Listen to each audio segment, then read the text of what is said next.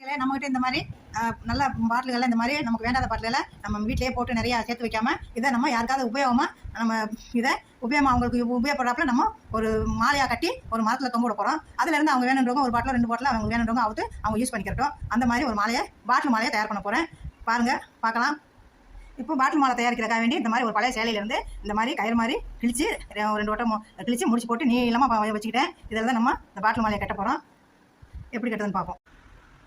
ரொம்ப ஈஸி தான். இந்த மாதிரி எடுத்துகிட்டு இப்படி சுற்றிட்டு பூ கட்டுற மாதிரியே தான் இந்த மாதிரி கட்டி முதல்ல ஒரு முடிச்சு போட்டுருவோம். ஏன்னா முதல் முடிச்சு அவராமல் இருக்கிறக்காண்டி ஒரு முடிச்சு போடுவோம். அதுக்கு பின்னாடி நம்ம பூ கட்டுற மாதிரி தான் அதுக்கு அடுத்து பாட்டில் கட்ட போகிறோம். இந்த மாதிரி செகண்ட் பாட்டில் அதே மாதிரி கொஞ்சம் தள்ளி இடம் விட்டு 2 சுற்று கூட போட்டுருவோம். அவராமல் இருக்கிறதுக்காக வேண்டி இந்த மாதிரி காலத்தில் இப்படி கட்டிடுவோம். இப்படி கட்டி ஒரு மாலையை தயார் பண்ணிவிட்டு காமிக்கிறேன். இந்த மாதிரி ஒரு மரத்தில் தொங்க விட்டுட்டேன். இது வேணுன்றவங்க இங்கே வந்து அவுத்து எடுத்துருவாங்க. இந்த மாதிரி நீங்களும் செய்யுங்க.